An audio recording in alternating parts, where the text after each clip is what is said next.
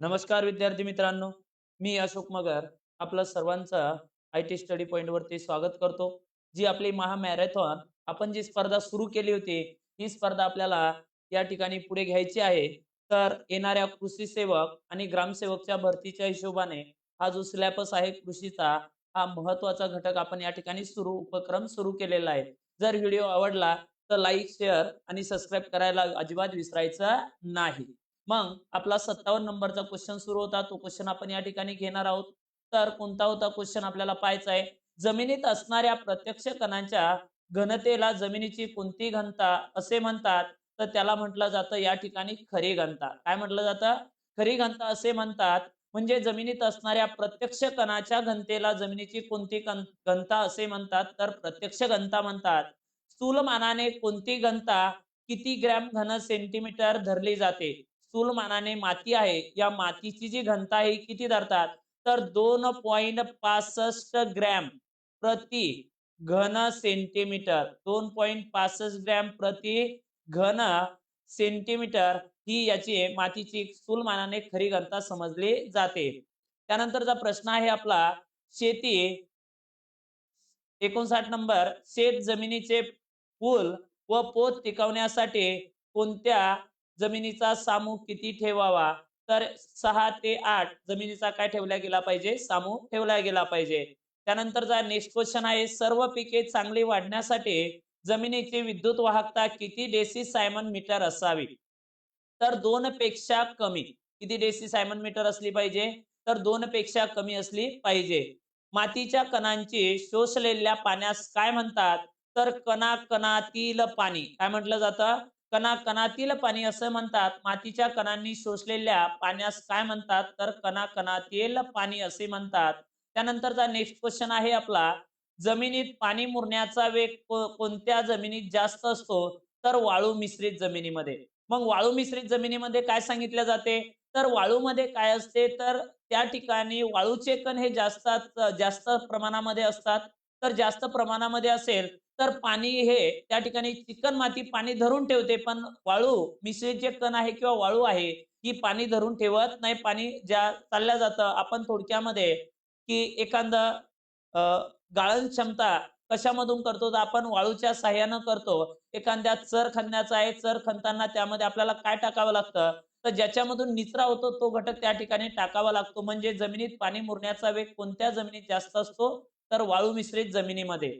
त्यानंतरचा प्रश्न आहे आपला, जमिनीतील कोणते पाणी वनस्पतीला उपलब्ध होते? तर केशाकर्षण जलाचे पाणी जे आहे ते वनस्पतीला काय होत असते? तर उपलब्ध होत असते. हा घटक महत्वाचा आहे. त्यानंतरचा प्रश्न आहे आपला, क्षारयुक्त जमीन सुधारण्यासाठी कोणत्या रासायनिक पदार्थाचा उपयोग करतात? तर तो आहे जिप्सम. काय आहे? जिप्सम. क्षारयुक्त जमीन सुधारण्यासाठी कोणत्या रसायनाचा उपयोग करतात? रासायनिक पदार्थाचा उपयोग करतात, तर जिप्समचा उपयोग करतात. त्यानंतरचा प्रश्न आहे, जमिनीतील केशाकर्षणाचे पाणी वाढविण्यास कोणते पदार्थ मदत करतात? तर सेंद्रिय पदार्थ. मग जेवढे तुम्ही सेंद्रिय पदार्थ जमिनीमध्ये टाकसाल, तर तेवढ्या या जमिनीमध्ये सेंद्रिय पदार्थामुळे पाणी धरून ठेवण्याची क्षमता काय होत असते? तर वाढत असते. मग सेंद्रिय पदार्थ कोणते आहेत? तर पालापाचोळा असेल, शेणखत असेल, गांडूळ खत असेल, कंपोस्ट खत असेल किंवा इतर जो शेतीमध्ये निघणारा जो टाकाऊ पदार्थ आहे, या जमिनीमध्ये जर गाडला गेला तर त्यापासून सेंद्रिय पदार्थ तयार होतो, सेंद्रिय खत तयार होते आणि त्यामुळं जमिनीमध्ये पाणी धरून ठेवण्याची क्षमता सुद्धा वाढते आणि केशाकर्षणाचे पाणी वाढण्यास काय होते? मदत होते. त्यानंतरचा प्रश्न आहे, चिकण माती ही रेताड मातीपेक्षा किती पट जास्त पाणी शोषून घेते? तर 4 ते 5 पट. मग मी अगोदरच सांगितलं, मुरण्याचा वेग जास्त कशामध्ये आहे? रेताड मातीमध्ये. सॉरी, कशामध्ये आहे? वाळू मिश्रितमध्ये. पण रेताडीमध्ये जी जमीन आहे, रेताड माती, याच्यामध्ये वाळूचे प्रमाण, वाळूचे कण जास्त आहे आणि चिकण माती ही लोम माती आहे. मग यामध्ये पाणी धरून ठेवण्याची क्षमता कशी आहे? तर जास्त आहे. नंतरचा प्रश्न आहे आपला, आम्ल जमिनीत कोणत्या पाऊसमानात आम्ल जमिनीची निर्मिती कोणत्या पाऊसमानात होते? तर जास्त पाणी जर पडत असेल, तर त्या ठिकाणी कोणती जमीन तयार होते? तर आम्ल जमीन तयार होते. मग 7 पेक्षा कमी जर असेल, तर तो एक भाग आहे आणि 7 पेक्षा जास्त असेल, तर तो एक भाग आहे. मग 7 पेक्षा त्याला काय म्हणायचं? आम्ल म्हणायचं. काय म्हणायचं आम्ल, त्याला आपण आम्लारी म्हणतो. आणि 7 पेक्षा सामू जमिनीचा असेल तर त्याला काय म्हणतात विम्ल म्हणतात. बरोबर आहे. या पद्धतीनं लक्षात ठेवायचं. मग त्या सामूपट्टी आहे, स्केल पट्टी. या स्केल पट्टीवर किती आकडे असतात? 0 पासून तर 14 पर्यंतचे आकडे हे कशावर असतात? स्केल पट्टीवर असतात. आणि जी मधोमध रेषा असते, या मधोमध रेषेला उदासीन म्हणतात. काय म्हणतात? उदासीन असे म्हणतात. आणि उदासीन जमिनीचा सामू किती असतो? तर 7 असतो. त्यानंतरचा प्रश्न आहे, जमिनीची विद्युत वाहकता कोणत्या जमिनीत 4 डेसिसायमन मीटर पेक्षा कमी असते? तर चोपन जमीन. कोणत्या जमिनीमध्ये असते? चोपन जमिनीमध्ये विद्युत वाहकता 4 डेसिसायमन मीटर पेक्षा कमी असते. त्यानंतर आहे, आवर्षण प्रवण भागात कोणत्या आवर्षण प्रवण भागात कोणत्या तापमान वाढीमुळे क्षार जमिनीत साठून राहतात? तर अतिउष्ण. अतिउष्ण जर का तापमान असेल तर त्या जमिनीमध्ये क्षार जसेच्या तसेच काय राहतात? तर साठून राहतात. त्यांचा विसर्ग त्या ठिकाणाहून होत नाही. जमिनीची जलधारण शक्ती कोणत्या जमिनीत जास्त असते? बरोबर आहे. पाणी धरून ठेवण्याची क्षमता कशामध्ये असते? तर चिकण मातीमध्ये असते. त्यानंतरचा प्रश्न आहे आपला 71 नंबर, काळ्या कातळापासून बेसॉल्ट बनलेल्या मध्यम काळ्या जमिनी महाराष्ट्रात किती टक्के आहे? तर 60 ते 65% आहे. मग महाराष्ट्र पठारावरती काय म्हटलं मी? महाराष्ट्र पठारावरती सर्वात जास्त जमिनी कोणत्या खडकापासून बनलेल्या आहे? तर बेसॉल्ट खडकापासून. कोणत्या खडकापासून बनलेल्या आहे? बेसॉल्ट खडकापासून सर्व जमिनी बनलेल्या आहेत. हा घटक काय आहे? महत्वाचा आहे.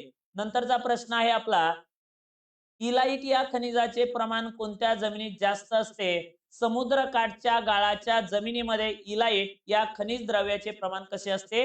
तर जास्त असते. तापी, नर्मदा, गोदावरी, कृष्णा या नद्यांच्या खोऱ्यातील जमिनी रंगाने कशा आहेत? तर काळ्या आहेत. कशा प्रमाणात आहे? काळ्या. मग इथं तापी आली, नर्मदा आली, गोदावरी आहे, कृष्णा आहे. या ठिकाणी आपल्याला 2 प्रश्न तयार होतात. 2 कोणते होतात रे बाळा? तर तापी नदी आहे. कोणती नदी आहे? तापी. त्याचसोबत दुसरी नदी कोणती आहे? नर्मदा. मग या ज्या 2 नद्या आहे, ह्या 2 नद्या पूर्व वाहिनी आहे का पश्चिम वाहिनी आहे? तर ह्या पश्चिम वाहिनी नद्या आहेत. त्यानंतर राहिली गोदावरी आणि कृष्णा. या नद्या कोणत्या आहेत? तर त्या पूर्व वाहिनी नद्या आहेत. कोणत्या नद्या आहेत? पूर्व वाहिनी. मग पश्चिम वाहिनी नद्या ज्या आहेत, या कशाला जाऊन मिळतात? तर अरबी समुद्राला. कशाला? अरबी समुद्राला जाऊन मिळतात. हा घटक काय आहे? महत्वाचा आहे. त्यानंतरचा प्रश्न आहे, जांभ्या जमिनी कोणत्या जिल्ह्यात जास्त प्रमाणात आढळतात? तर कोल्हापूर. कोणत्या जिल्ह्यामध्ये आहे? कोल्हापूर. कोल्हापूर, रत्नागिरी, सिंधुदुर्ग. मी अगोदरच सांगितलं, प्रश्न जशा स्वरूपाचा असेल तसं उत्तर द्यायचं. मग कोकणामध्ये ज्या जमिनी आहे ह्या कोणत्या खडकापासून तयार झालेल्या आहेत? तर जांभ्या खडकापासून तयार झालेल्या आहेत. बरोबर आहे. नंतरचा प्रश्न आहे, क्षारयुक्त विम्ल जमिनी सुधारण्यासाठी कोणत्या सेंद्रिय पदार्थाचा उपयोग करतात? Trace mud cake. कशाचा उपयोग करतात?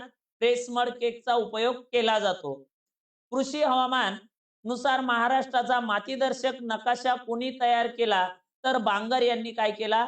तयार केलेला आहे. कृषी हवामानानुसार महाराष्ट्राचा मातीदर्शक नमुना जो आहे, नकाशा जो आहे, कोणी तयार केला? तर बांगर या शास्त्रज्ञांनी तयार केलेला आहे. मग इथं एक प्रश्न येतो आपल्याला महत्वाचा, की भारतामध्ये कोणत्यामध्ये? भारतामध्ये हवामान विभाग किती आहेत? तर भारतामध्ये 15 आहे. तर महाराष्ट्रामध्ये किती आहे? तर महाराष्ट्रामध्ये हवामान विभाग या ठिकाणी किती असेल? तर 9 हवामान विभाग आहे. ह्या दोन्ही गोष्टी काय करायच्या? ध्यानात ठेवायच्या. आणि मातीदर्शक कृषी हवामानाचा नकाशा कुणी तयार केला? तर बांगर यांनी तयार केलेला आहे. नंतरचा प्रश्न आहे, गरम, उष्ण, दमट हवामान आणि घनदाट जंगल यामुळे कोणत्या जमिनी तयार होतात?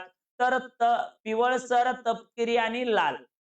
गरम आहे, उष्ण पण आहे, त्यानंतर काय दमट पण आहे, त्यानंतर या घनदाट जंगल सुद्धा आहे. आणि या भागामध्ये कोणत्या जमिनी तयार होतात? कोणत्या रंगाच्या जमिनी तयार होतात? तर त्या जमिनी तयार होतात पिवळसर, तपकिरी व लाल रंगाच्या जमिनी काय होतात? तयार होतात. नंतरचा प्रश्न आहे, जांभ्या खडकाच्या जमिनी व तांबड्या जमिनीत कोणत्या द्रव्याचे प्रमाण जास्त असते? लोह आणि ॲल्युमिनियम. कोणत्या जमिनीचे असते प्रमाण जास्त? लोह आणि ॲल्युमिनियमचे प्रमाण त्यामध्ये जास्त असते. त्यानंतरचा प्रश्न आहे आपला, जांभ्या खडकाच्या व तांबड्या जमिनीत कोणत्या खनिजाचे प्रमाण जास्त असते? तर केओलिनाइट. कोणत्या खनिजाचे असते? केओलिनाइट. आपण हा पूर्ण एक टॉपिक जो आहे खडकाचा, हा पूर्ण टॉपिक आपण घेणार आहे. कारण हा सर्वात महत्वाचा टॉपिक आहे. यावरती फिरून, फिरून, फिरून प्रश्न काय केल्या जातात आपल्याला विचारल्या जातात. आता यावेळेस IBPS काय घोडा लावते, काय नाही आता काय समजल ते आल्याच्या नंतरच कळेल. पण त्यांनी दिलेला जो सिलेबस आहे त्या हिशोबानेच त्यांनी प्रश्न त्या ठिकाणी काय केल्या जातात, विचारल्या जातात. महापरीक्षेसारखा तसा तर घोडा काही लागणार नाही, असं वाटतंय. बरोबर आहे. कारण की IBPS ही बँकिंग सेक्टरमधले म्हणजे पेपर घेणारी सर्वात मोठी काय आहे कंपनी. IBPS असेल, TCS असेल, मग ह्या कंपन्याचा आपल्याला काय होईल फायदा होईल. महाराष्ट्रातील कोणत्या जमिनीत चुनखडीचे प्रमाण जास्त आहे? तर उथळ, मध्यम आणि भारी जमिनीमध्ये चुनखडीचे प्रमाण जास्त असते. मग चुनखडीचं प्रमाण असणारा जिल्हा कोणता आहे? तर यवतमाळ आहे. कोणता आहे? यवतमाळ हा जिल्ह्यामध्ये चुनखडीचं प्रमाण जास्त आढळते, ध्यानात ठेवायचं. त्यानंतर हे क्षारयुक्त विम्ल जमिनी सुधारण्यासाठी कोणते खत वापरतात? तर अल्कलीयुक्त खत वापरले जाते. नंतरचा प्रश्न आहे, जमिनीत एका बाजूकडून एकाच दिशेला उतार असेल तर तेथे कोणत्या प्रकारची धूप होते? तर सालकाडी धूप होते. कशा प्रकारची? सालकाडी धूप होते. जमिनीत एकाच बाजूला एकाच दिशेला उतार असेल, म्हणजे जसं की वरून आगनगाडी सुटली की खालीच येते. बरोबर आहे. पावसाळ्यामध्ये शेतामध्ये गेले असाल आणि पाणी तुंबलेलं असेल आणि उतार असेल. काय असेल रे बाळा? उतार असेल. तर त्या उतारामध्ये आपण जर वरतून जर सटकलो म्हणजे थोडक्यामध्ये माळरान असेल किंवा टेकडी असेल, तो उतार जो आहे त्या ठिकाणी होणारी धूप कोणत्या प्रकारची आहे? तर सालकाडी धूप आहे. बरोबर आहे. काय आहे? सालकाडी धूप आहे. अशा प्रकारचा या ठिकाणी काय असेल? पर्वत असेल. मग या ठिकाणाहून जर तुम्ही सटकले, तर इथं येऊन टेकणार आहे. म्हणजे ही जी आहे, हे सारख्या प्रमाणामध्ये उतार आहे. म्हणजे इथं होणारी धूप कोणती असेल? तर सालकाडी. कोणती आहे? सालकाडी धूप होते. त्यानंतरचा प्रश्न आहे, समपातळीत बांध बंदिस्ती करताना 2 बांधातील अंतर किती असते? तर 60 ते 80 मीटर. किती असते? 60 ते 80 मीटर. पहा, या जी टक्केवारी आहे, जे प्रमाण आहे, याच्यामध्ये थोडीफार कमी जास्त असू शकते. कारण महत्वाचा मुद्दा आहे, हे YCM आहे. बरोबर आहे. यशवंतराव चव्हाण मुक्त विद्यापीठ मधील काय आहे? हे प्रश्न आहेत. आणि जे रेग्युलर मधील आहे, BSc ॲग्री असेल, डिप्लोमा असेल, यामध्ये थोडीफार तफावत असेल. पण ज्यावेळेस प्रश्न विचारला जातो, त्यांनी कशाचा आधार घेतलेला आहे, त्या प्रकारचे आपल्याला काय दिले जातात? ऑप्शन दिले जातात. त्याच्यानंतरचा प्रश्न आहे, डाळीचे बांध घालताना बांधांना 156 मीटरमध्ये किती उतार देण्यात येतो? तर 30 सेंटीमीटर. किती सेंटीमीटरचा उतार देण्यात येतो? 30 सेंटीमीटरचा उतार त्या ठिकाणी देण्यात येतो. नंतरचा प्रश्न आहे मित्रांनो, समपातळीवरील मशागत उतारास कोणत्या प्रकारे करतात? तर आडवी. समपातळीत जर असेल तर कोणत्या प्रकारची कोणत्या प्रकारे मशागत केली जाते? तर आडव्या प्रकारची मशागत केली जाते. नंतरचा प्रश्न आहे आपला, वाहत्या पाण्याची गती दुप्पट झाली तर पाण्याबरोबर माती वाहून नेण्याची ताकद किती पटीने वाढते? तर 64 पटीने. किती पटीने वाढते? 64 पटीने त्या ठिकाणी काय होते? ताकद वाढते. या गोष्टी काय आहे? महत्त्वाच्या आहेत. बरोबर आहे. नंतरचा प्रश्न आहे आपला कोणता? तर वाऱ्याला विरोध करण्यासाठी शेताच्या सीमेवर असलेल्या गवताच्या बांधास काय म्हणतात? तर बायोलॉजिकल बडिंग. काय म्हणतात? बायोलॉजिकल बडिंग म्हणतात. वाऱ्याचा वाऱ्याचा विरोध दर्शवण्यासाठी शेताच्या सीमेवर असलेल्या गवताच्या बांधास काय म्हणतात? तर बायोलॉजिकल बडिंग असे म्हणतात. म्हणजे आपण जर वाऱ्याचा वेग असं या ठिकाणी काटशिवरी असेल, त्यानंतर सुबाबूळ असेल, या घटकाचा आपण शेताला कुंपणासाठी काय करतो? उपयोग करतो आणि त्या झाडांचा त्या ठिकाणी जर लागवड केली तर शेतामध्ये असणाऱ्या पिकाला त्या वाऱ्यापासून काय होते? संरक्षण होते. नंतरचा प्रश्न आहे आपला, पट्टा पेरणीमध्ये जमिनीचा उतार प्रति 32 मीटरला 30 सेंटीमीटर असल्यास धूप प्रतिबंधक पिकाच्या पट्ट्याची रुंदी किती मीटर असते? तर 7.5 मीटर. किती असते? 7.5 मीटर असते. जमिनीची धूप कोणत्या घटकामुळे सर्वात जास्त होते? तर पाणी. कोणत्या घटकामुळे होते? पाणी. मातीच्या कणांचा आकार मोठा आणि माती भुसभुशीत असेल तर धुपीचे प्रमाण कसे असेल? तर अधिक धूप. कशा प्रकारे असते? अधिक धूप असते. मातीच्या कणांचा आकार मोठा आणि माती भुसभुशीत असेल तर धुपीचे प्रमाण कसे असते? तर अधिक धूप होते. सागरजन्य सागरजन्य धुपीमुळे जमिनी कशा प्रकारच्या बनतात? तर क्षारयुक्त. म्हणजे सागरजन्य धुपीमुळे ह्या जमिनी कशा होतात? तर क्षारयुक्त जमिनी त्या ठिकाणी होत असतात. आता क्षारयुक्त म्हणजे काय रे बाबा? तर समुद्राचं पाणी हे कसं आहे, खारट आहे आणि त्यापासून जमिनीमध्ये क्षारांचं प्रमाण काय होते, वाढते. त्यानंतरचा प्रश्न आहे आपला, अधिक पाणी शोषून घेणाऱ्या व साठा करणाऱ्या जमिनीच्या धुपीचे प्रमाण तुलनात्मक दृष्ट्या कसे असते, तर कमी असते. अधिक पाणी शोषून घेणाऱ्या व साठा करणाऱ्या जमिनीच्या धुपीचे प्रमाण तुलनात्मक दृष्ट्या कसे असते, तर कमी असते.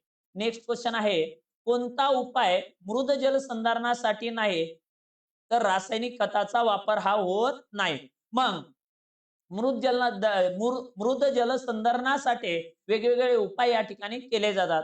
जमिनीचे काय आहे, जमिनीचे भूमी उपयोगितेनुसार किती वर्ग पडतात, तर 8 वर्ग. हा खूप वेळेस विचारला गेलेला काय आहे रे बाळा, प्रश्न आहे, लक्षात ठेवायचा. जमिनीच्या भूमी उपयोगिता वर्गवारीनुसार कोणत्या वर्गाचा उपयोग दगड, मुरुम खाणीसाठी होतो, तर 8वा वर्ग. बरोबर आहे. कितवा वर्ग? 8वा वर्ग हा पण महत्वाचा आहे. म्हणजे ज्यामध्ये दगड, धोंडा, मुरुम हे सर्व घटक असतात, तर त्या ठिकाणी तर तो वर्ग कितवा असतो, तर 8वा वर्ग असतो. पाणलोट क्षेत्र व्यवस्थापनामध्ये कोणते प्रमुख उद्दिष्ट साध्य होते, तर मृद जलसंधारण.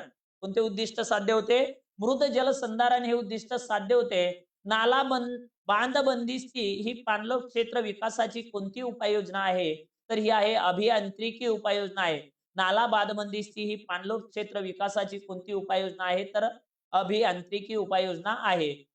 जमिनीचा उतार 6% पेक्षा कमी. जमिनीचा उतार 6% कमी व पर्जन्यमान 700 मिलीमीटर पेक्षा कमी असलेल्या पाणलोट क्षेत्रातील पाणी संधारणास कोणती उपाययोजना फायदेशीर ठरते, तर समपातळीत मशागत. बरोबर आहे. म्हणजे 6% कमी उतार पर्जन्यमान उतार कमी असेल आणि 700 मिलीमीटर पेक्षा काय असेल, तर पावसाचे प्रमाण कमी असेल, तर अशा क्षेत्रामध्ये त्या ठिकाणी आपल्याला मशागत करण्यासाठी समपातळीत मशागत ही महत्वाची असते. त्यानंतरचं आहे, कर्नाटक राज्यातील बारीक काळ्या जमिनी कोणत्या खडकापासून तयार झालेल्या आहेत, तर ग्रॅनाइट. कोणता खडक आहे? ग्रॅनाइट. भूमी उपयोगिता वर्गवारीनुसार कोणते वर्ग शेतास उपयुक्त आहे, तर पहिला ते चौथा. भाऊ, मुलांच्या जीवनामध्ये या ठिकाणी पहिले 4 वर्गच काय आहे, महत्वाचे आहे. कारण त्यांचा पाया, आपण म्हणतो पाया जर पक्का असेल, तर माडीवर माडी, माडीवर माडी, माडीवर माडी कितीही माड्या तुम्ही त्या ठिकाणी काय करता, बनवू शकता. हा महत्वाचा आहे. मग शेतीसाठी किती वर्ग महत्वाचे आहे, तर पहिले 4 वर्ग काय आहे, महत्वाचे आहे.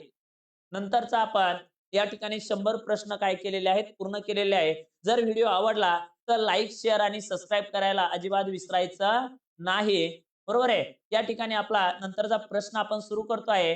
पट्टापेर पद्धतीमध्ये धूप थांबवण्यात असमर्थक पीक कोणते, तर ते आहे तूर. कोणते पीक आहे? तूर हे पीक त्या ठिकाणी पट्टापेर पद्धतीमध्ये धूप थांबवण्यासाठी काय असेल, असमर्थ असेल. हा महत्वाचा मुद्दा या ठिकाणी आहे. असमर्थ म्हणजे काय रे बाळा, तर थोडक्यामध्ये आता आपल्याला धूप थांबवायची आहे, तर जमिनीलगत जे पीक असे पसरते, त्यापासून त्या जमिनीवरील जे कण आहेत, माती आहे, यांचं वाहून जाण्याचं प्रमाण हे कमी असतं. मग त्यावेळेस पीक आहे, त्यावेळेस धूप होत नाही. पण तूर हे काय होते, तर उंच वाढते आणि उंच वाढल्याच्या नंतर त्या ठिकाणी ही खाली या जमिनीमधून जमिनीच्या वर पृष्ठभागावरून या मातीच्या कणांचा काय प्रवाह वाहतो आणि कण त्यामुळे काय होते, धूप होते. त्यामुळे हे पीक कसं आहे, असमर्थ आहे. मग पट्टापेर पद्धतीमध्ये कोणते धूप प्रतिबंधक पीक घ्यावे, तर भुईमूग. मी तुम्हाला अगोदरच सांगितलं कोणतं घ्यायचं आहे, भुईमूग. त्यानंतर आहे प्रामुख्याने वातावरण आणि प्रामुख्याने वातावरण आणि नैसर्गिक वनश्रीच्या परिणामाने बनलेल्या जमिनींना काय म्हणतात, तर विभागीय. त्यानंतरचा प्रश्न आहे, हिरवे शेवाळ व ऍस्परगस या वनस्पतीच्या वाढीसाठी जास्त प्रमाणात लागणारे सूक्ष्म अन्नद्रव्य कोणते, तर व्हेनॅडियम. कोणते आहे? व्हेनॅडियम. निळे हिरवे शेवाळ याने त्यानंतर आहे ऍस्परगस या वनस्पतीच्या वाढीसाठी जास्त प्रमाणात लागणारे सूक्ष्म अन्नद्रव्य कोणते आहे, तर व्हॅनेडियम आहे. त्यानंतरचा प्रश्न आहे, वनस्पतीच्या वाढीसाठी किती अन्नद्रव्याची आवश्यकता असते, तर 20 अन्नद्रव्याची काय असते, आवश्यकता असते. त्यानंतरचा प्रश्न आहे, वनस्पतींना सूक्ष्म प्रमाणात लागणारे किती अन्नद्रव्य आहेत, तर 11. किती अन्नद्रव्य आहेत, तर 11 अन्नद्रव्य ही काय आहे, महत्वाची आहे. त्यानंतरचा प्रश्न आहे आपला, वनस्पतीमध्ये प्रथिने व अॅमिनो आम्ल निर्मितीसाठी कोणत्या अन्नद्रव्याची आवश्यकता असते? तर नत्र. बरोबर आहे. मग मुख्य अन्नद्रव्य कोणते आहे रे बाबा? मुख्य अन्नद्रव्य जर विचारले तर ते कोणते असणार आहे? नत्र, स्फुरद, पालाश. नत्र, स्फुरद आणि पालाश. NPK काय असणार आहे? NPK हे महत्वाचे असणार आहे. NPK नत्र, स्फुरद, पालाश. त्यानंतरचा प्रश्न आहे आपला, लिंबूवर्गीय फळात व द्राक्षात ऍस्कॉर्बिक आम्लाचे प्रमाण वाढविणारे अन्नद्रव्य कोणते? तर पालाश. कोणते आहे? पालाश. त्यानंतरचं आहे, हरितद्रव्यात मॅग्नेशियमचे प्रमाण किती टक्के असते? तर 15 ते 20%. हरितद्रव्यात मॅग्नेशियमचे प्रमाण किती टक्के असते? तर 15 ते 20% असते. वनस्पतीच्या मुळांच्या गाठीमधील लेग हिमोग्लोबिन मधील सूक्ष्म अन्नद्रव्य कोणते? तर कोणते असेल? लोह. वनस्पतीच्या मुळाच्या गाठीमधील लेग हिमोग्लोबिन मधील सूक्ष्म अन्नद्रव्य कोणते? तर कोणते असायला पाहिजे? तर लोह हे असायला पाहिजे. त्यानंतरचा प्रश्न आहे, द्विदल पिकाच्या मुळामध्ये गाठी तयार होण्यासाठी कोणत्या सूक्ष्म अन्नद्रव्याची आवश्यकता असते? तर बोरॉन. कोणत्याची असते आवश्यकता? बोरॉन या द्रव्याची आवश्यकता असते. द्विदल पिकाच्या मुळामध्ये गाठी तयार होण्यासाठी कोणत्या सूक्ष्म अन्नद्रव्याची आवश्यकता असते? तर बोरॉन. मॅग्नेशियमचे काय म्हटलं? मॅग्नेशियमचे वनस्पतीच्या पानामधील प्रमाण किती असते? तर 0.05 ते 1%. मॅग्नेशियमचे वनस्पतीच्या पानामधील प्रमाण किती असते? तर 0.05 ते 1% असते. त्यानंतरचा प्रश्न आहे आपला, हरितद्रव्य निर्मितीमध्ये ऑक्सिडेशन रिडक्शन अभिक्रियामध्ये कार्य करणारे सूक्ष्म अन्नद्रव्य कोणते? तर लोह. काय आहे? ऑक्सिडेशन आणि रिडक्शन. ऑक्सिडेशन आणि रिडक्शन अभिक्रियेमध्ये कार्य करणारे सूक्ष्म अन्नद्रव्य कोणते आहे? तर लोह आहे. वनस्पतीमध्ये अजीवनसत्व कोणत्या सूक्ष्म अन्नद्रव्यामुळे तयार होते? तर तांबे. हा सर्वात महत्वाचा प्रश्न आहे. वनस्पतीमध्ये अजीवनसत्व कोणत्या सूक्ष्म अन्नद्रव्यामुळे तयार होते? तर तांबे या अन्नद्रव्यामुळे तयार होते. त्यानंतरचा प्रश्न आहे, सहजीवनात्मक नत्राच्या स्थिरीकरणास मदत करणारे अन्नद्रव्य कोणते? तर कोणते आहे? पालाश. सहजीवनात्मक नत्राच्या स्थिरीकरणास मदत करणारे अन्नद्रव्य कोणते आहे? तर पालाश आहे. त्यानंतरचा प्रश्न आहे, जमिनीतील अन्नद्रव्याची उपलब्धता शेत जमिनीतील कोणत्या सामूस अधिक असते? तर 6 ते 7. म्हणजे सर्वात जास्त अन्नद्रव्य कोणत्या कोणत्या घटकामध्ये असते? तर त्या ठिकाणी असते 6 ते 7. नंतरचा प्रश्न आहे आपला, आंब्याच्या फळाचा आकार बिघडवण्यास त्याला म्हणतात माल फॉर्मेशन. काय म्हटलं जातं? माल फॉर्मेशन असे म्हणतात. काही वेळेस त्या ठिकाणी माल फॉर्मेशन ही क्रिया कोणत्या अन्नद्रव्यामुळे होते? तर ती काय आहे? नत्र. कोणत्या अन्नद्रव्याची कमतरता कारणीभूत आहे? तर त्याचं उत्तर असेल नत्र. आंब्याच्या फळाचा आकार, बरोबर आहे. झेंडूळ बेंडूळ कसेही फळं तयार होतात. असे जे आकार जर विचित्र आकाराचे फळे जर तयार झाले तर त्या ठिकाणी तिला कोणती प्रक्रिया म्हणतात? तर कोणती विकृती म्हणतात? तर त्याला म्हणतात माल फॉर्मेशन. हे कोणत्या द्रव्यामुळे होते? तर नत्र या अन्नद्रव्यामुळे होते.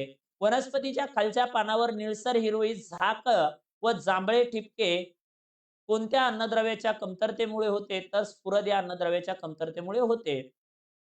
फळातील आम्लतेचे प्रमाण कोणत्या अन्नद्रव्याच्या कमतरतेमुळे कमी होते? तर पालाश. कशामुळे होते? पालाश.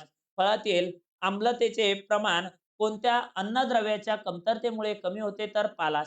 बोरान अन्नद्रव्याच्या कमतरतेमुळे आंबा पिकावर कोणत्या रोगाचा प्रादुर्भाव होतो? तर काळबोंडी. काय आहे? काळबोंडे या रोगाचा प्रादुर्भाव होतो. नत्र स्थिर करणाऱ्या जीवाणूंच्या गाठीमध्ये लेग हिमोग्लोबिन कोणत्या अन्नद्रव्याच्या कमतरतेमुळे कमी होते? तर कोबाल्ट. काय आहे? कोबाल्ट. नत्र स्थिर करणाऱ्या जीवाणूंच्या गाठीमध्ये लेग हिमोग्लोबिन कोणत्या अन्नद्रव्याच्या कमतरतेमुळे त्या ठिकाणी कमी होते? तर कोबाल्ट. जमिनीतील सूक्ष्म व लोह स्फुरद व लोह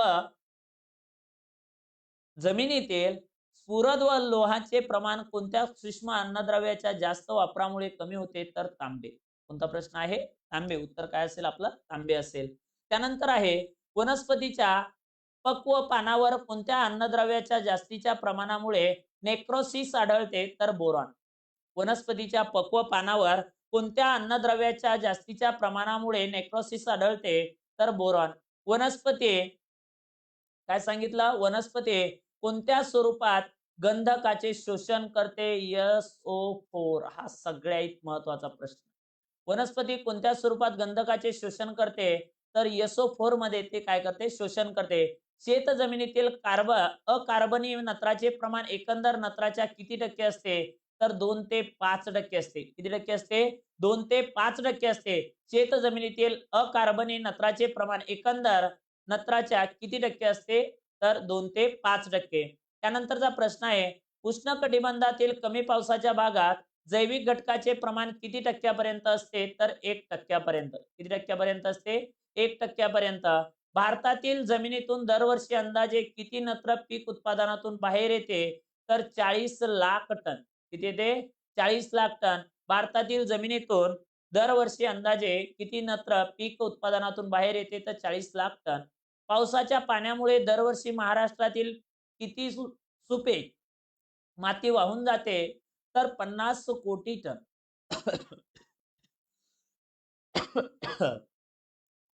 पावसाच्या पाण्यामुळे दरवर्षी महाराष्ट्रातील किती सुपीक माती वाहून जाते? तर 50 कोटी टन.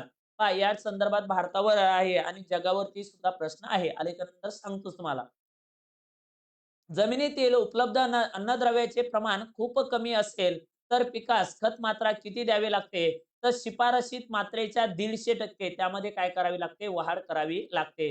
नेक्स्ट क्वेश्चन आहे, जमिनीतील लोह या सूक्ष्म अन्नद्रव्याची सीमांत मूल्य पातळी किती असते? तर आहे 4.5 ppm पार्ट पर मिलियन असं आपण त्याला म्हणत असतो. तर जमिनीत लोह व सूक्ष्म अन्नद्रव्याची सीमांत पातळी सीमांत पातळी किती असते? तर 4.5 ppm. त्यानंतरचा प्रश्न आहे आपला, जमिनीतील उपलब्ध अन्नद्रव्याच्या षष्ठस्तरीय पद्धत कोणत्या शास्त्रज्ञाने शोधून काढले? बांगर आणि झेंडे. कोणत्या शास्त्रज्ञाने शोधून काढले? बांगर आणि झेंडे. जास्त पावसाच्या प्रदेशातील जमिनीत सेंद्रिय पदार्थाचे प्रमाण किती असते? तर 2 ते 3%. किती असते? 2 ते 3%. जास्त पावसाचा जो प्रदेश असेल या पावसाच्या प्रदेशामध्ये सेंद्रिय पदार्थाचे प्रमाण किती असते? तर 2 ते 3% असते. नंतरचा प्रश्न आहे, भारतातील जमिनीतून दरवर्षी किती पोषक अन्नद्रव्य वाहून जातात? तर 50 लाख टन. काय म्हटलं मी? 50 लाख टन हे या ठिकाणी वाहून दरवर्षी जातात. भारतातील जमिनीतून दरवर्षी किती पोषक अन्नद्रव्य वाहून जातात? तर 50 लाख टन. नंतरचा प्रश्न आहे, बोरॉन या सूक्ष्म अन्नद्रव्याची जमिनीतील सीमांत मूल्य पातळी किती असते? तर 0.06 ppm. किती आहे? बोरॉन या सूक्ष्म अन्नद्रव्याचे जमिनीतील सीमांत मूल्य पातळी किती असते? तर 0.6 ppm. खत मात्रा ठरविण्याच्या कोणत्या पद्धतीमध्ये शेतावर मोठ्या प्रमाणात वनस्पती निवडल्या जातात? लक्षणावर आधारित शिफारस. कशावर आधारित शिफारस? लक्षणावर आधारित शिफारस. पिकास खत मात्रा ठरविण्याच्या कोणत्या पद्धतीमध्ये शेतमातीचे प्रयोगशाळेत पृथक्करण केले जाते? तर मृदा चाचणी. कशाचे केले जाते? मृदा चाचणी. जमिनीतील तांबे या सूक्ष्म अन्नद्रव्याची सीमांत मूल्य पातळी किती असते? तर ती असते 0.5 ppm. किती असते? 0.5 ppm. जमिनीसाठी खते, जिप्सम व चुना यांच्या योग्य वापरासाठी कशाचे पृथक्करण महत्वाचे आहे? तर माती परीक्षण. मग जमिनीमध्ये कोणता घटक आहे, नाहीये, कमी आहे, जास्त प्रमाणामध्ये आहे, कोणते अन्नद्रव्य आपल्याला द्यावे लागतील, यासाठी आपल्याला कोणता घटक महत्वाचा आहे? तर तो असणार आहे माती परीक्षण.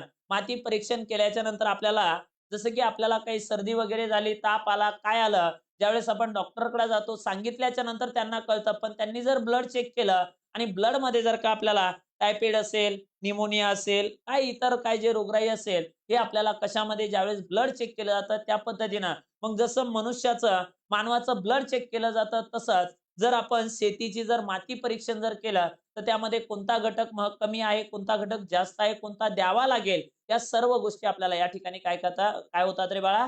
तर कळतात. त्यानंतरचा प्रश्न आहे आपला, मातीचा नमुना घेताना शेत जमिनीत कोणत्या इंग्रजी अक्षराच्या आकाराचा खड्डा खोदतात? तर व्ही आकाराचा. अशा प्रकारच्या आकाराचा काय केला जातो? तर खड्डा खोदला जातो. कोणत्या प्रकारच्या आकाराचा? व्ही आकाराचा खड्डा खोदला जातो. बरोबर आहे. त्याला स्क्रू ऑगरनं तो खड्डा आहे. त्यानंतर सर्वसाधारणपणे उपजाऊ जमिनीचा सामूहिक किती असतो? 6 ते 8. नंतरचा प्रश्न आहे शेत जमिनीतील अन्नद्रव्याची उपलब्धता किती सामूला अधिक असते तर 6 ते 7. त्यानंतर चांगल्या जमिनीत क्षारांचे प्रमाण किती असते तर 0.40 डेसी सायमन मीटर पेक्षा कमी. 0.40 डेसी सायमन मीटर पेक्षा कमी क्षारांचे प्रमाण असते चांगल्या जमिनीत. नंतरचा प्रश्न आहे आम्लयुक्त जमिनी सुधारण्यासाठी कोणत्या सुधारकाचा उपयोग करतात तर जिप्सम. कोणत्या करतात? जिप्सम. आम्लयुक्त जमिनी सुधारण्यासाठी कोणत्या सुधारकाचा उपयोग करतात तर जिप्सम. त्यानंतरचा प्रश्न आहे बाळा वनस्पतीचा नमुना ओव्हनमध्ये कोणत्या तापमानास वाळवितात तर तो आहे 70 अंश सेल्सिअस. वनस्पतीचा नमुना ओव्हनमध्ये कोणत्या तापमानास वाळवितात तर 70 अंश सेल्सिअस. नंतरचा प्रश्न आहे वनस्पतीच्या ताज्या रसातील अन्नद्रव्याचे प्रमाण काढण्याच्या पद्धतीला काय म्हणतात तर उती परीक्षण. काय म्हटलं जातं? उती परीक्षण असे म्हणतात. वनस्पतीच्या काय आहे वनस्पतीच्या ताज्या रसातील अन्नद्रव्याचे प्रमाण काढण्याच्या पद्धतीस काय म्हणतात तर त्या ठिकाणी म्हटलं जातं उती परीक्षण. बरोबर आहे. नेक्स्ट क्वेश्चन आहे पीक उत्पादन वाढीमध्ये कोणत्या घटकाचा सर्वात मोठा वाटा आहे तर तो आहे खते. काय आहे? खते. उभ्या पिकातील काय आहे उभ्या पिकातील जमिनीचा नमुना घेताना कोणत्या हत्याराचा वापर करतात तर स्क्रू ग्रिमेट. काय आहे? स्क्रू ग्रिमेट किंवा त्याला स्क्रू ऑगर सुद्धा म्हणतात.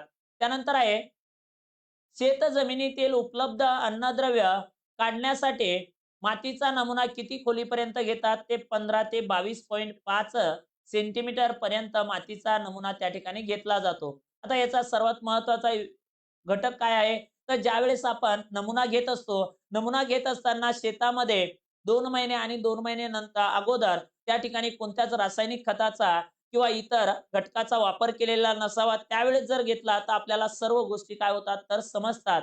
या महत्वाचा आहे.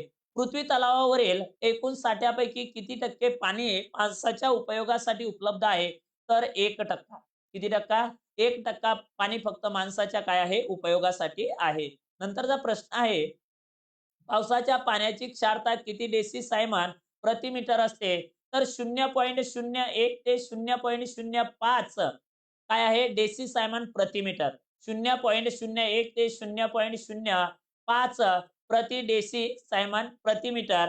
त्यानंतरचा प्रश्न आहे लगेच आपण तपासणीसाठी आणलेल्या पाण्याचा नमुना प्रयोगशाळेत किती तापमानाला ठेवावा तर 4 अंश सेल्सिअसला. किती तापमानाला ठेवायचा? 4 अंश सेल्सिअसला ठेवायचा आहे.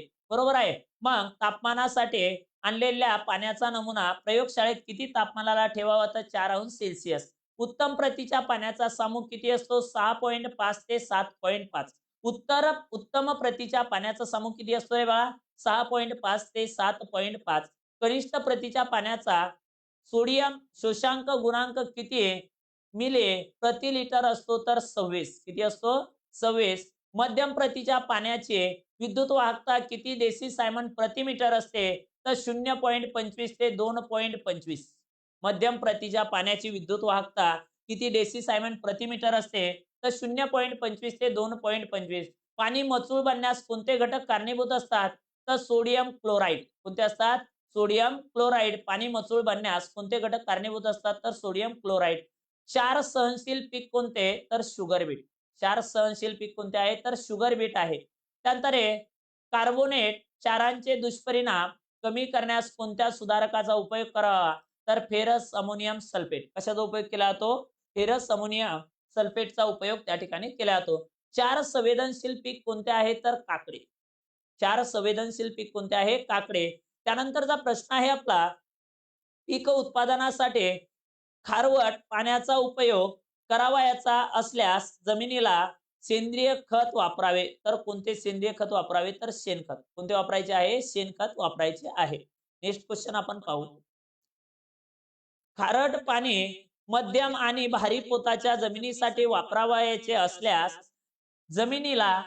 जमिनीतील पाण्याची पातळी किती खोल असावे तर 2 मीटर पेक्षा खोल. खारट पाणी मध्यम किंवा भारी पोताच्या जमिनीसाठी वापरायचे असल्यास जमिनीतील पाण्याची पातळी किती खोल असावी तर 2 मीटर पेक्षा खोल असायला पाहिजे. ह्या गोष्टी लक्षात ठेवायच्या.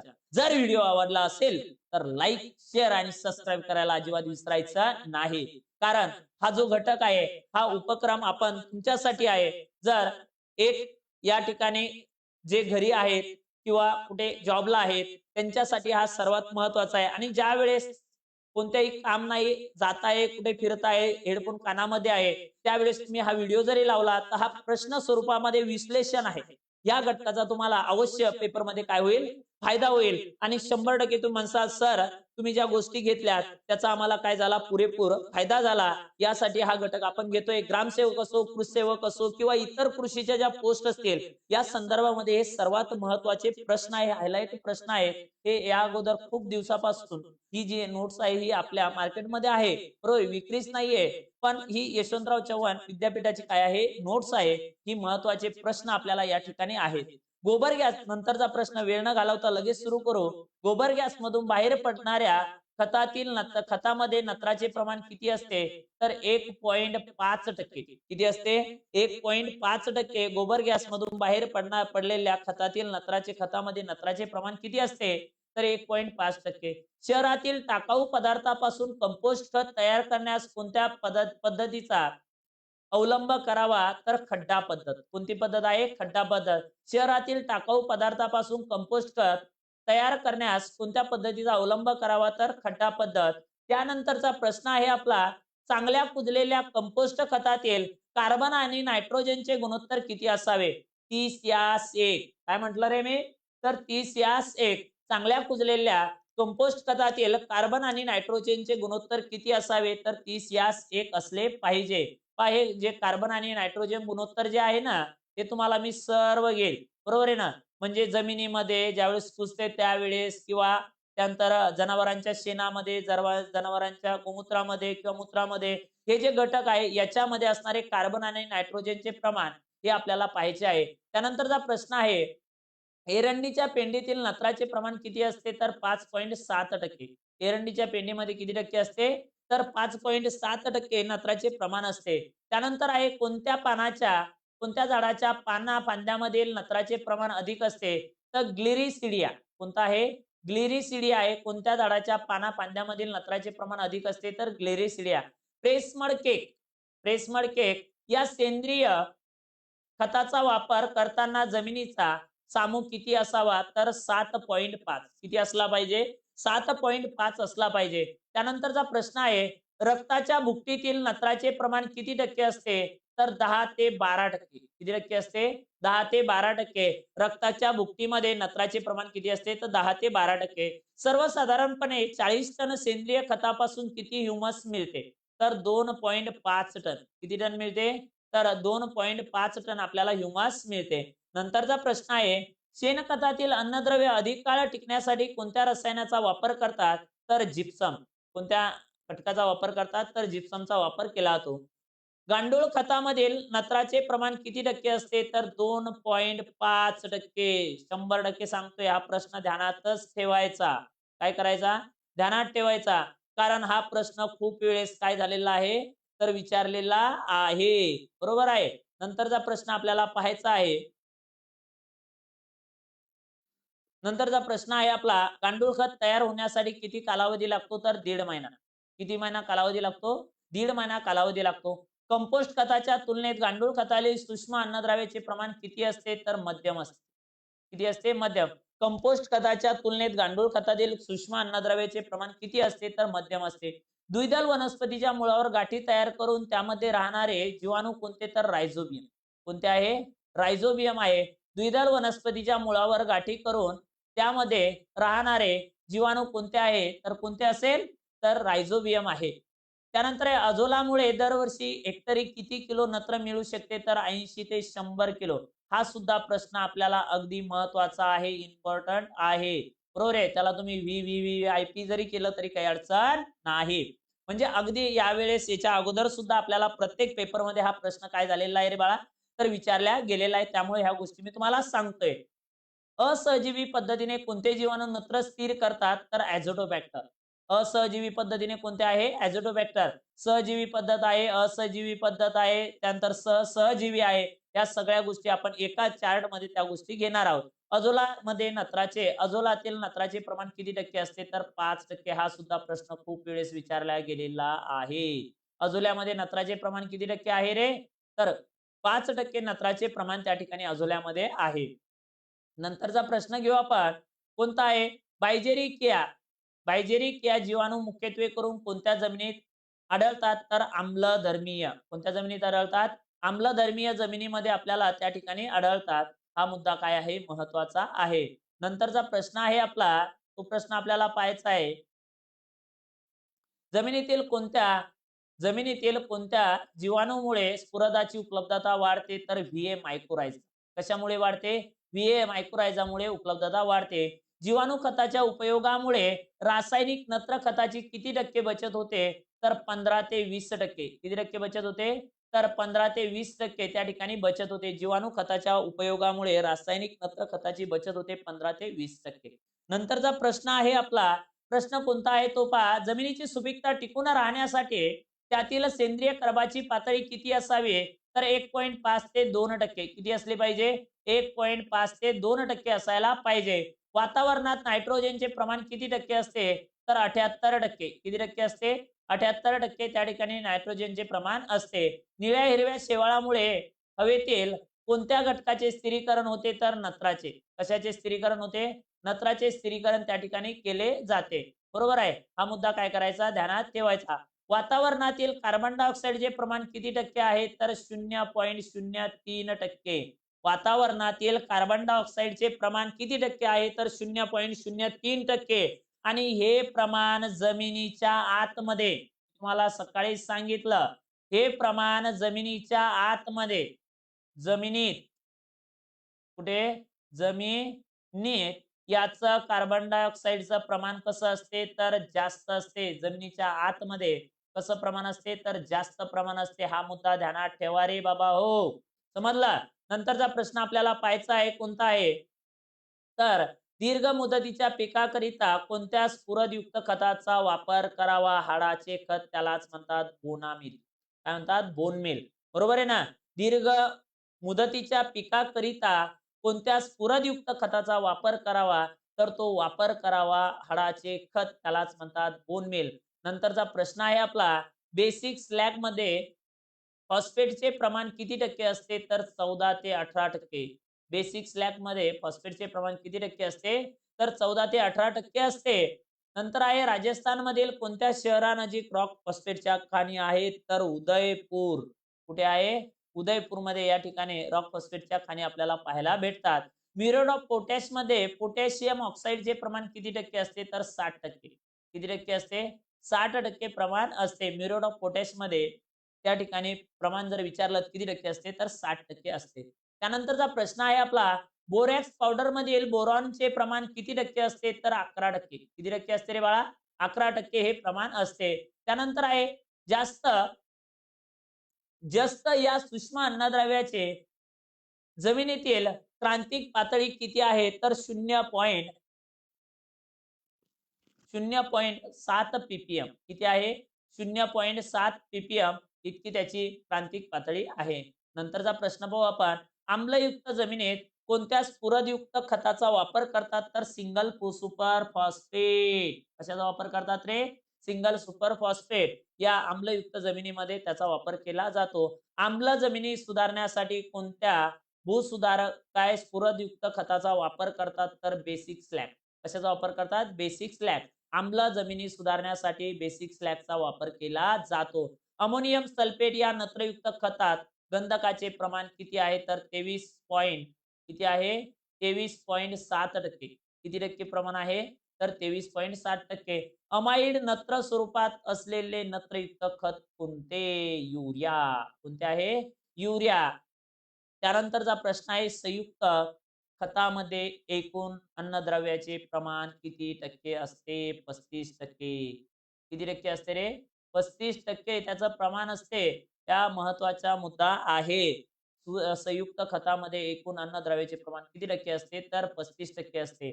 त्यानंतरचा प्रश्न आहे रे बाळा, नत्र, स्फुरद व पालाश अन्नद्रव्याचे कमीत कमी प्रमाणाची हमी असणाऱ्या खतास काय म्हणतात? तर मिश्र खताचा दर्जा. काय म्हटला जातो रे? मिश्र खताचा दर्जा असे म्हणतात. नत्र स्फुरत पालाशन्न द्रव्याची कमीत कमी प्रमाणाची हमी असणाऱ्या खतास म्हणतात. काय म्हणतात? तर मिश्र खताचा दर्जा. दाणेदार मिश्र खतामध्ये आर्द्रतेचे प्रमाण किती ठेवावे? 1%. किती ठेवायचं आहे? 1%. त्यानंतर आपल्याला पाहायचं आहे, दाणेदार मिश्र खतातील दाणे एकमेकांना चिटकून राहण्याकरिता कोणत्या पदार्थाचा उपयोग करतात? तर वॅक्स. कायचा उपयोग करतात? वॅक्सचा उपयोग करतात. त्यानंतरचा प्रश्न आहे आपला, स्फुरदयुक्त खते. स्फुरदयुक्त खते जमिनीत किती खोलीपर्यंत टाकणे आवश्यक आहे? तर 10 ते 15 सेंटीमीटर पर्यंत टाकणे काय आहे? आवश्यक आहे. त्यानंतर हे पिके सर्वसाधारणपणे टाकलेल्या एकंदर नत्रापैकी किती नत्र शोषून घेतात? तर 30 ते 40% नत्र त्या ठिकाणी काय करतात? शोषून घेतात. शेवटचा प्रश्न आपल्याला आजचा पाहायचा आहे.